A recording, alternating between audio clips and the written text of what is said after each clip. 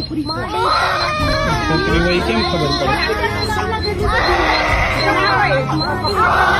ઉમિયાધામ જગતજનની માં ઉમિયાના મંદિરના દરવાજે કોઈ અભાગી માતા પોતાના નાના એક દિવસના બાળકને અહીંયા મૂકીને જતી રહી છે.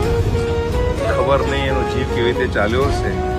એટલી સરસ બાળકી આજે માતાજીના આંગણાની અંદર મૂકીને ગઈ છે.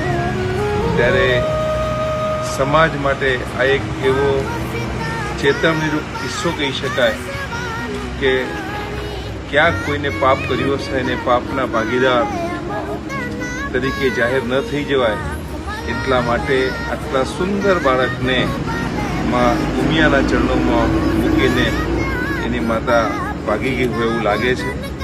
આ બાબતે